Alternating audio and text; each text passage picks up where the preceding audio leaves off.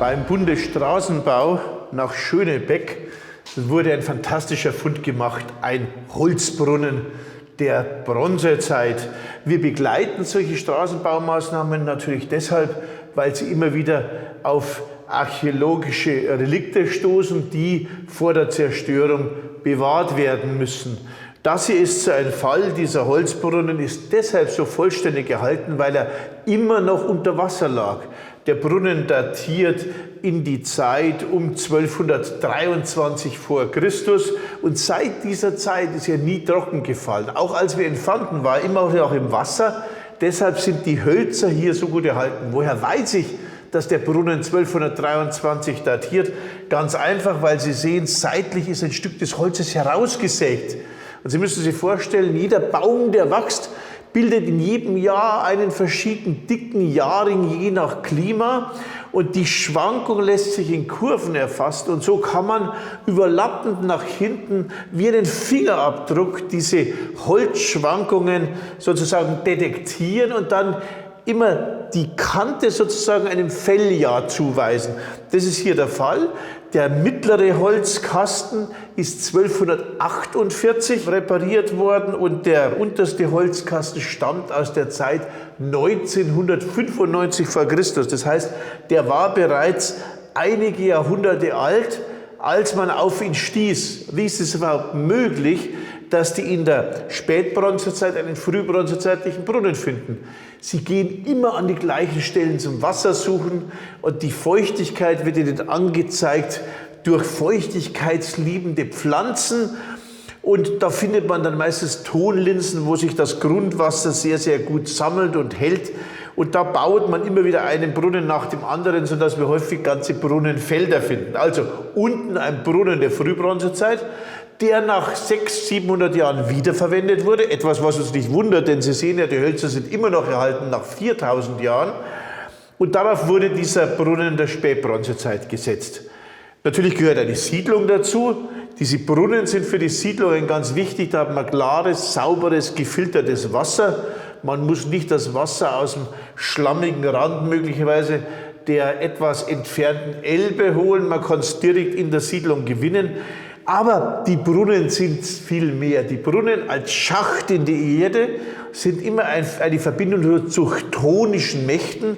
Sie kennen das alle. Sie haben als Kinder sicherlich von der Großmutter oder der Mutter das wunderbare Grimm-Mädchen Frau Holle gehört, wo die Stieftochter, die schöne, fleißige Stieftochter, als ihr die Spindel in den Brunnen fällt, in den Brunnen springt, in einer anderen Welt aufwacht und dort Frau Holle beim Federnschütteln hilft. Nicht? Und die schlechte Tochter wird dann mit Pech übergossen. Sie kennen das Märchen.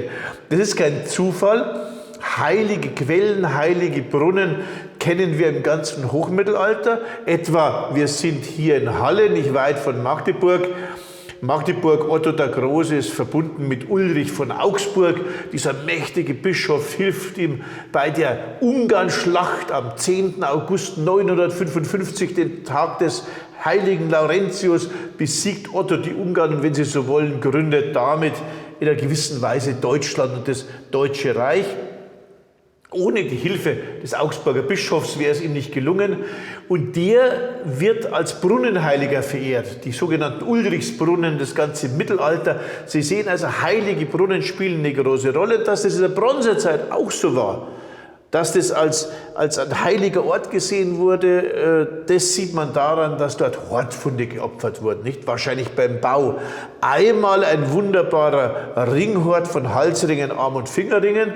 Und als der Brunnen dann etwa 20 Jahre später renoviert wurde, 1223, dort hat man eine Fibel, eine schöne Spiralfibel dort deponiert zwischen den Brunnenbrettern mit zwei so Spiralwindungen. Sie können das hier sehr, sehr schön sehen.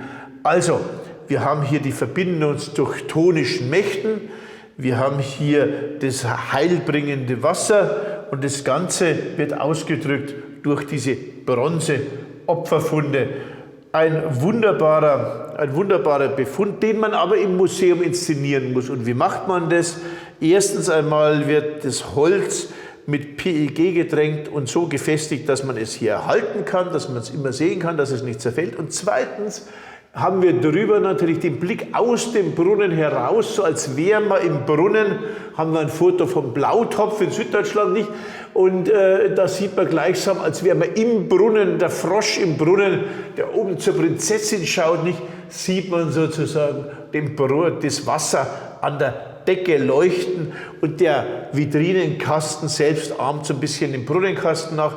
Und schon hat man eine Inszenierung, die funktioniert. Der Brunnen von Schönebeck hier ist ein gutes Beispiel, dass es wichtig ist, Straßenbaumaßnahmen archäologisch zu begleiten, um Ihnen solch fantastische Dokumente unserer Geschichte im Museum zeigen zu können. Zudem ist es möglich, an diesen gut erhaltenen Hölzern auch noch die nächsten 50 Jahre Untersuchungen zu machen mit fortschreitender Methoden. Aber nichts ist besser als die plastische Darstellung des Befundes vor Ort. Viel, viel besser, als wenn das Ganze nur dokumentiert worden wäre oder die Horte vereinzelt in den Vitrinen. Hier sehen Sie die Funde im Kontext und das ist der Sinn eines modernen Museums.